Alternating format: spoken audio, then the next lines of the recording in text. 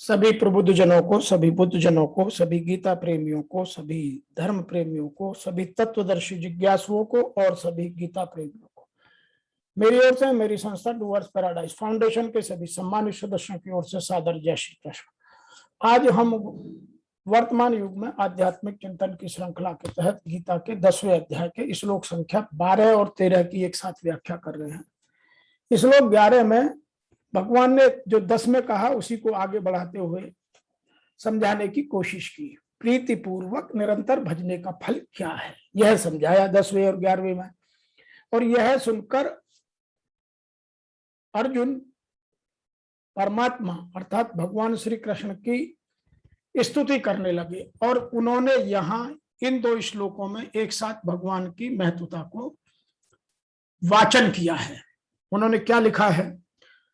परम ब्रह्म परम धाम पवित्रम परमम भवान पुरुषम शाश्वतम दिव्यम आदिदेवम अजम विभुम आहु त्वाम ऋषियः सर्वदेवर्षि नारद तथा असितः देवलः व्यासः स्वयं च एव ब्रवीषि में। तो अर्जुन ने यहाँ कहा कि परम ब्रह्म, परम धाम और महान पवित्र आप ही हैं। आप शाश्वत, दिव्य पुरुष, आदिदेव, अजन्मे और सर्वव्यापक हैं। ऐसा आपको सबके सब ऋषि, देव ऋषि नारद, असित, देवल तथा व्यास कहते हैं और स्वयं आप भी मेरे प्रति कहते हैं। तो अर्जुन ने यहाँ यह कहने का, इस तरह से भगवान की प्रशंसा करने का प्रयास किया। इनको और सरल शब्दों में कहा तो अर्जुन कह रहे हैं कि आप परम ब्रह्म, परम धाम, परम पवित्र हैं, क्योंकि आपको सब ऋषिगण, सनातन दिव्य पुरुष एवं देवों के देव, आदिदेव, अजन्मा और सर्वव्यापी कहते हैं। वैसे ही देव ऋषि नारद तथा असित और देवल ऋषि तथा महर्षि व्यास भी कहते हैं और आप भी मेरे प्रति कहते हैं। In English, the supreme Brahmana, the supreme light, the supreme purifier art thou. All the rishis declare thee as eternal, divine Purusha, the primal God, unborn, omnipresent. So said the divine sage Narada, as also Asita, Devala and Vyasa, and thou thyself also sayest me too. Some people are describing this shloka in English like this: all the sages and Dev Rishis, Narada and Asita, Devala, Vyasa describe you. You have yourself also told me. You are the supreme Brahman, supreme abode, supreme scaredness. You are the eternal Purusha, self-resplendent, the predecessor of the gods, with our birth and omnipresent. Without birth and omnipresent. So we have to understand this, what the other people are saying. इसकी थोड़ी सी व्याख्या में और जोड़ें तो निर्गुण निराकार के लिए परब्रह्म और सगुण निराकार के लिए परम धाम, सगुण साकार के लिए पवित्र परम भगवान पदों का प्रयोग करके अर्जुन भगवान के मानव भगवान से ये कहते हैं कि समग्र परमात्मा आप ही हैं। न तो इस बात को थोड़ा सा और यदि धर्म के हिसाब से, अध्यात्म के हिसाब से और आगे बढ़ाएं तो यहां कहना चाहते हैं पर ब्रह्म परम धामम पवित्रम परम भवान। अपने सामने बैठे हुए भगवान की स्तुति करते हुए अर्जुन कहते हैं कि मेरे पूछने पर जिसको आपने परम ब्रह्म अर्थात गीता कहा, वह परम ब्रह्म आप ही हैं। जिसमें सब संसार स्थित है वह परम धाम परम स्थान आप ही हैं। जिसको मैं पवित्रों में भी पवित्र, पवित्रणाम पवित्रम, यह महान पवित्र भी आप ही हैं। पुरुषम शाश्वतम, आप पुरुषों में शाश्वत हैं। ग्रंथों में ऋषियों ने, देव ऋषि नारद ने, अशित ने, उनके पुत्र देवल ने, ऋषि देवल ऋषि ने तथा महर्षि व्यास जी ने आपको शाश्वत, दिव्य पुरुष, आदिदेव, अजन्मा और विभु कहा है। यहां कुछ बातें और समझने की हैं। मार्कंडेय ऋषि ने कहा है श्री कृष्ण यज्ञों के यज्ञ, तपों के तप, भूत और भविष्यत वर्तमान रूप हैं। भृगु ऋषि ने कहा है कि ये देवताओं के देवता और परम पुरातन विष्णु हैं। यह महाभारत के भीष्म पर्व में आता है। अंगरा ऋषि ने कहा है ये संपूर्ण प्राणियों की रचना करने वाले हैं। यह भी भीष्म पर्व का है। सनत कुमार आदि ने कहा है इनके मस्तक से आकाश और भुजाओं से पृथ्वी व्याप्त है। तीनों लोक इनके उदर में स्थित हैं। ये सनातन पुरुष हैं।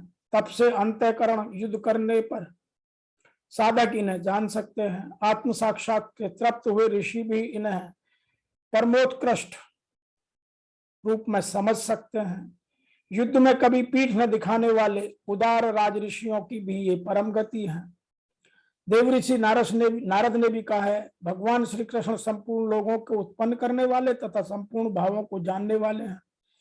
ये साध्यों और देवताओं के भी ईश्वर हैं। यह सब बातें जो महाभारत का भीष्म पर्व है उसमें लिखी हुई हैं। अशित और देवल ने भी कहा है भगवान श्री कृष्ण ही प्रजा की सृष्टि के प्रजापति और संपूर्ण लोकों के एकमात्र रचिया हैं। महर्षि व्यास ने भी कहा है आप वसुओं के वासुदेव, इंद्रों के इंद्रस्थ देने वाले और देवताओं के भी परम देवता हैं। तो सबने उनको इसी भाव में बतलाया है। आत्मा के रूप में शाश्वत, सगुण निराकार के रूप में दिव्य पुरुष, देवताओं और महर्षियों आदि के रूप में आदिदेव। मूढ़ लोग मेरे को अज नहीं मानते तथा असमूढ़ लोग मेरे को अज जानते हैं। इस रूप में अज और अव्यक्त रूप से सारे संसार में व्याप्त हूं। इस रूप में विभु स्वयं आप स्वयं हैं। तो ये सब कहते कहते अर्जुन उनकी ऐसा मानो कि स्तुति करने लगे। और हमें यह सब समझकर ही गीता के भाव को समझना चाहिए। आज यदि और भी इसे सरलता से कहा जाए और बिल्कुल वर्तमान के परिप्रेक्ष्य में देखा जाए तो ऐसा भी कह सकते हैं कि भगवान आप परम ब्रह्म, परम धाम, परम पवित्र हैं। क्योंकि आपको सभी ऋषिगण, सनातन, दिव्य पुरुष, देवों का भी आदिदेव, अजन्मा और सर्वव्यापी कहते भी हैं और मानते भी हैं। परम पुरुष परम धाम का ही पर्याय दिव्य पुरुष, अजन्मा आदि शब्द हैं। देव ऋषि नारद, अशित, देवल, व्यास तथा स्वयं आप भी मुझसे वही कहते हैं।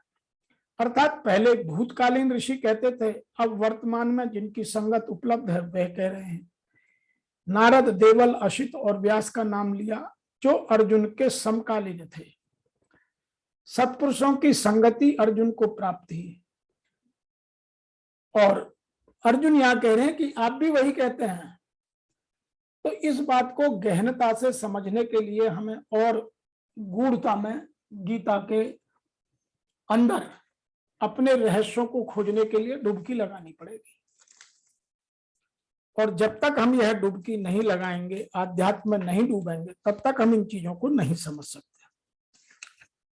यदि मैं इसको और थोड़ी सी गहराई से जाकर देखूं तो इन दो श्लोकों का तात्पर्य यह भी है कि इन दो श्लोकों में भगवान आधुनिक दार्शनिक के अवसरों को प्रदान कर रहे हैं। क्योंकि यहां यह स्पष्ट है कि परमेश्वर जीवात्मा से भिन्न है। इस अध्याय के 4 महत्वपूर्ण श्लोकों को सुनकर अर्जुन की सारी शंकाएं जाती रही। उसने कृष्ण को भगवान स्वीकार कर लिया। उसने तुरंत ही उद्घोष किया कि आप ही परम ब्रह्म हैं।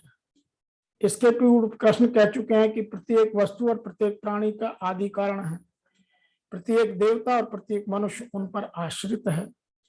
वे अज्ञानवश अपने आप को भगवान से परम स्वतंत्र मानते हैं।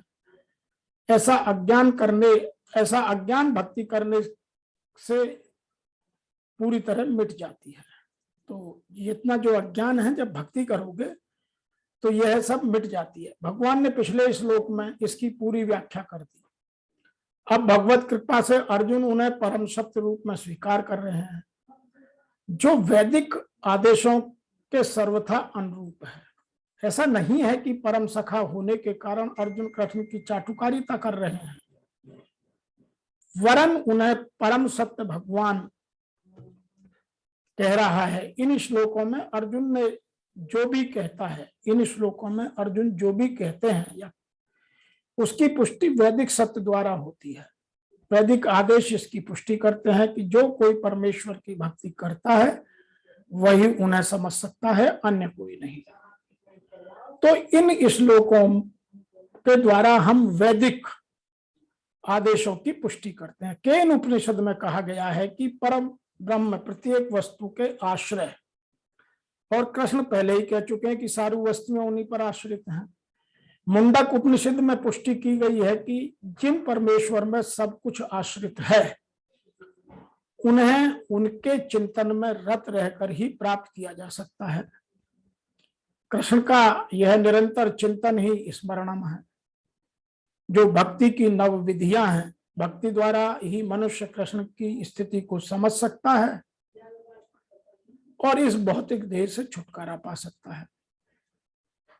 वेदों में परमेश्वर को परम पवित्र माना गया है। जो व्यक्ति कृष्ण को परम पवित्र मानता है वह समस्त पाप कर्मों से शुद्ध हो जाता है।